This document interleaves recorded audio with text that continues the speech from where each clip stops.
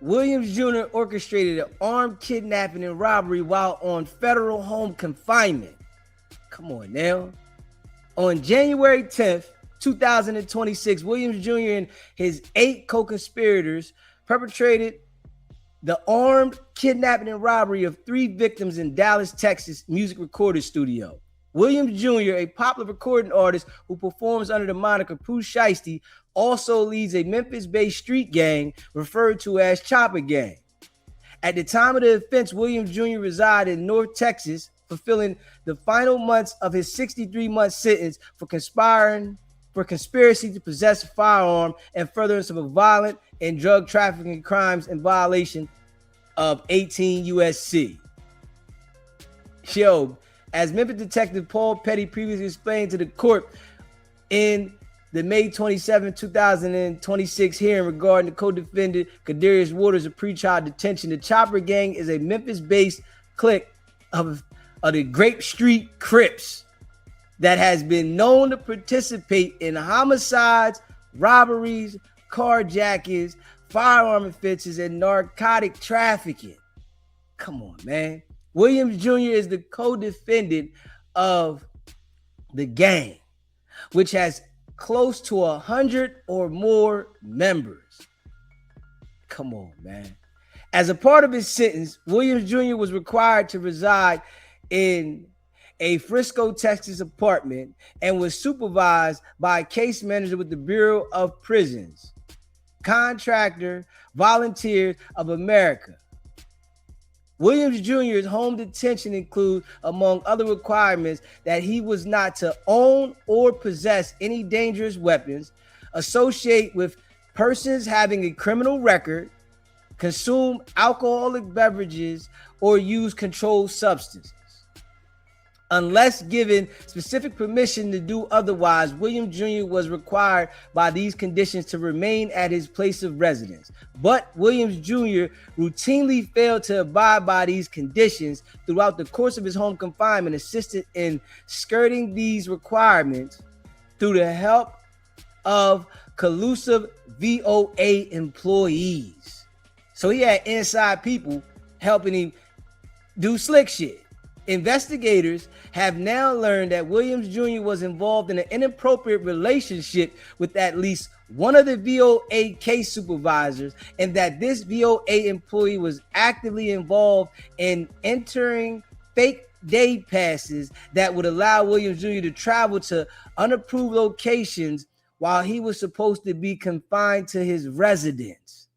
This misconduct extended the day of the kidnapping itself on January 10, 2026. On that day, the employee entered 3 day passes, allowing Williams Jr. to travel, and contacted him 19 times over the course of the day.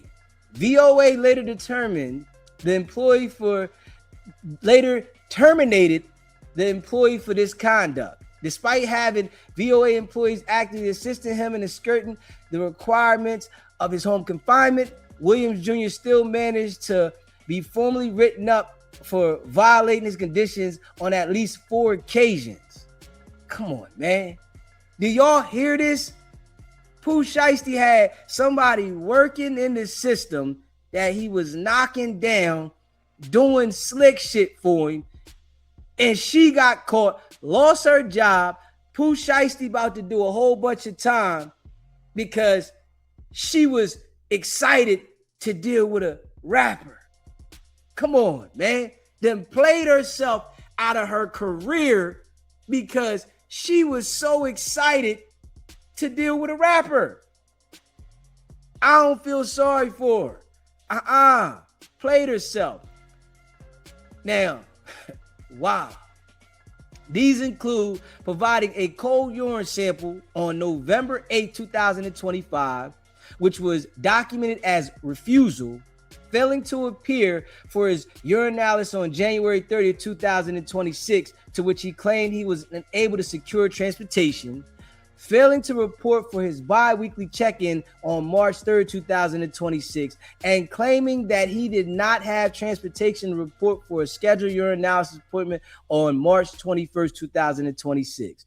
When Williams Jr. asked if he could report the next morning for the test, VOA approved this request, yet he still failed to report.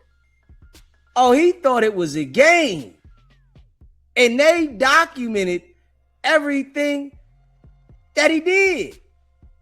Violation is secure. Straight up, violation is secure. And from the looks of what we about to read more of and get into, the case is secure. Pooh Shiesty played himself. Straight, totally played himself off the streets for a long time when he was supposed to be transitioned back into society. That boy played himself. On the afternoon of the offense, William Jr. was written up for being at an unapproved location. VOA records support the statements provided by the victims and witnesses that Williams Jr. was called and instructed to return to his home immediately, but that he ultimately failed to do so. Oh, he was playing with the feds like the feds was sweet. Pooh Shiesty was playing with the feds like the feds was sweet. This is the United States of America. And Pooh Shiesty was playing with these boys like they was sweet. Oh yeah, they gonna rock Pooh Shiesty. Williams Jr. planned and executed the premeditated armed kidnapping to extort his way out of a recording contract.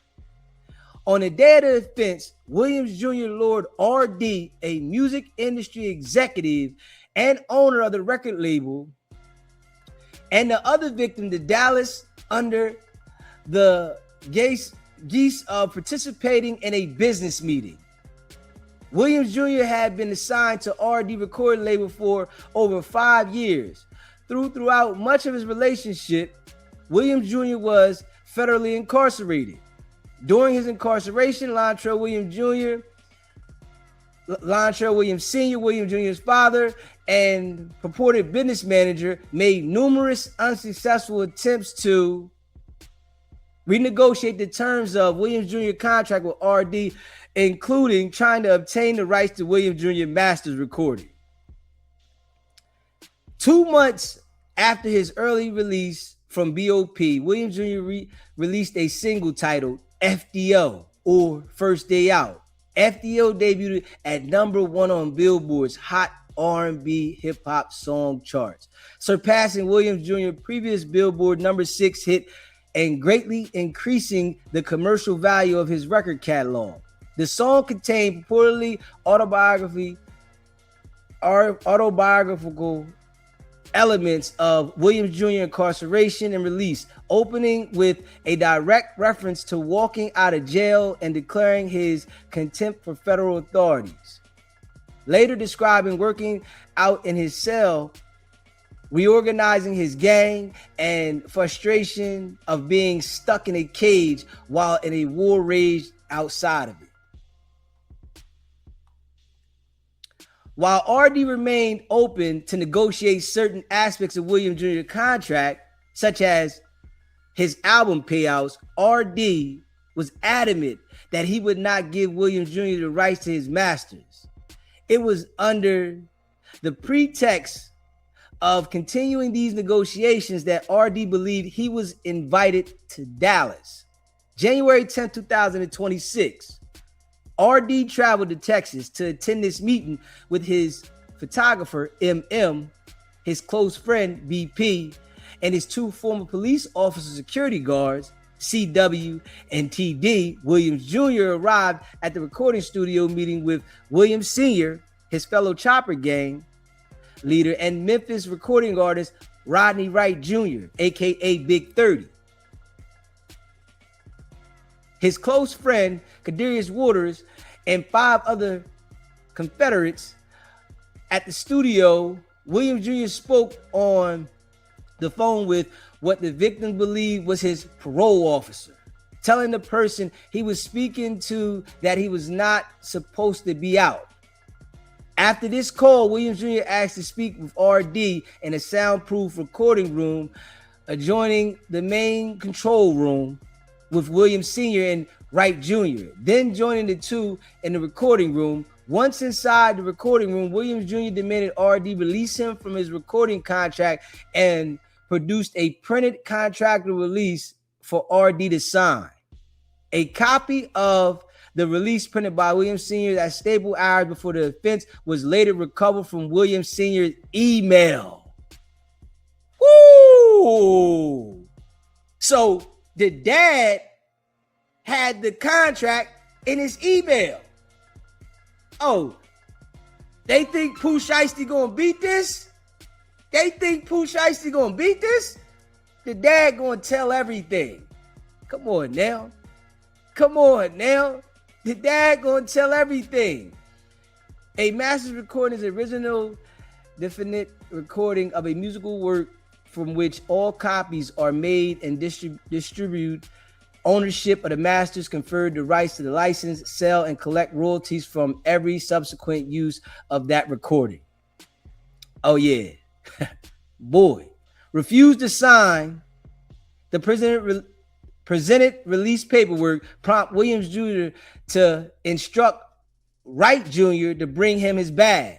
When Wright Jr. returned with the bag, Williams Jr. produced an AK-style pistol described by the victim as a chopper, pointed at RD's head, and repeated his demand that RD sign the release contract. Unsatisfied, while merely obtaining a written release of the contract, Williams Jr. announced that he wanted to film RD, and Wright Jr. recorded RD on his cell phone, stating that Pooh Shiesty dropped from 1017. All the while, the co-defendant DeMarcus Glover, who had entered the recording room as the altercation ensued, blocked the door holding a Draco. Now, they got pictures, they got text messages, and they got the contract out the dad's email. Ain't no way they beating this case. All the evidence is right there. Straight up. Ain't no way they beating the case, and the dad having possession of the contract in his email is solidifying what was said. That they went up there, put the pressure on Gucci to sign the contract. Now, we all know that the pop didn't drop the dime before. Why wouldn't he drop a dime now? And something that people don't know, right? We're all being tracked by our email. The email is one of the easiest things for the government to be able to access. This is how you being tracked every day. If you ever look up your email and say, find my email, it'll tell you your exact location when you put in your password. It tells you exactly where you at. This is how we're all being tracked across the world. Your email. Everything we do, we log into our phones with the email. They know what they doing, man. Come on, man. The technology has went up to another level. You can't get away with things like you used to. And they got this here, straight evidence, stone cold evidence. Pooh Shiesty right there, his dad holding the contract. The contract is in his dad's email. Come on, man. What you think? They know that the pop went to Staples and they went to Staples to make, the contract up. Everything is pointing at the dad. Everything is pointing at Big 30. Everything is pointing at Pooh Shiesty and his homies. There's no way that they beat the case because they recorded this stuff. They got text messages going back and forth. Ain't no way they beating the case. Straight up. Ain't no way at all. After obtaining RD's signature and verbal release of the contract, Williams Jr. robbed RD. of approximately $450,000 worth of personal items, including his wedding band, a watch, a pair of earrings, and the cash RD was carrying in his pocket. With Sign releasing RD's jewelry in hand, Williams Jr. and Wright Jr.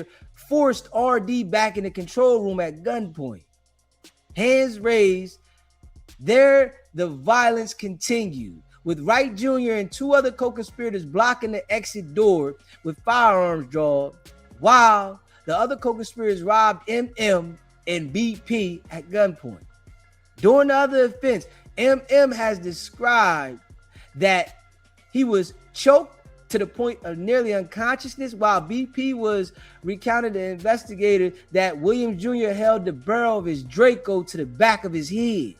Williams Jr. and co-conspirators subsequently exited the larger office building, encompassing the music studio through the set of doors, while RD, MMCW, and TD left through other and called 911. They called 911 instantly. They reported it instantly. You know, Pooh Shiesty wasn't even supposed to be out. You knew they was going to track back if he wasn't even supposed to be out like that, who was doing this. They ran down on the female that was doing all the slick work for him, and she working for the government. She working for the government in the probation system, threw her whole career away for a crash out. Pooh Shiesty ain't cared nothing about that girl. Threw her whole career away for a crash out. Crazy. At the detention hearing, the magistrate judge correctly addressed William Jr.'s danger to the community and flight risks and ordered him to be detained. William Jr. was apprehended at Frisco, Texas apartment on the morning of April 1st, 2026 and made his initial appearance in front of the Honorable Magistrate Judge Tolliver on April 3rd, 2026.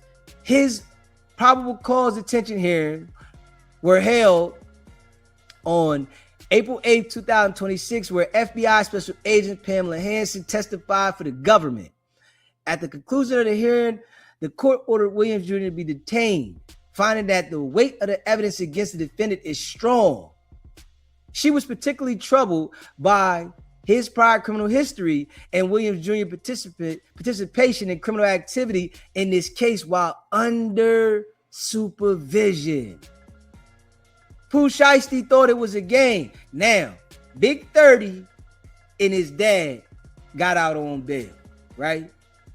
With this evidence right here, I don't know if them bulls made a statement already, but I can see them making a statement in the future if they haven't already done so. With this evidence that we see, this right here lets you know that the feds got everything. And they got everything from them, from their phones. They talking and texting all crazy. Oh yeah. Smash that like button and hit that subscribe button. Shout out to all y'all that rock with the channel. Now, Williams Jr. argues that there is a genuine question whether the charged conduct is a federal crime. Pooh Shiesty think this ain't a federal crime. Oh man. It's why I tell you, man, these people be having the mind of a goldfish. The attorneys, they just want a bag out of Pooh Shiesty. That's it. They see the money. Yeah, they gonna play the game and get the money out of him. They know the bull slow. Straight facts. They know Pooh Shiesty does not have any common sense. They just want some money out the bull. Easy work. You hear me? Let me play the game with him. Make it look like, you know, I'm helping him and saying certain things because he don't understand nothing. Straight up. He don't understand. Pooh Shiesty don't understand nothing about the law. Because if he did, he wouldn't have did this. if we being real. Wow. He is wrong as a threshold matter. This argument challenges on the kidnapping charges. Even if Williams Jr. was to prevail, the Hobbs Act extortion and conspiracy would remain. Briefly entertaining the merits of the judicial arguments, notwithstanding that the proper vehicle to raise the litigation to litigate this concern is through a motion to dismiss. Williams Jr. misconduct what requires the government satisfies the interstate commerce nexus by showing that the defendant used any means, facility, or instrumentally of interstate or foreign commerce in committing a furtherance of the offense. Fifth Circuit pattern jury instructions. A cell phone is such an instrumental, and the Fifth Circuit has repeatedly upheld its use in furtherance of the offense as sufficient to meet the element. Oh, man. Jurisdictional element met, where the defendant and other robbers use of cell phones before, during, and after the robbery to communicate while traveling, to maintain lookouts during the robbery, and to schedule a meeting to divide the stolen property. Man, it's over. It's over for him. Yeah, it's over for him. Noting that the telephone used in the kidnapping can be classified as a means of facility and instrumental or interstate of foreign commerce.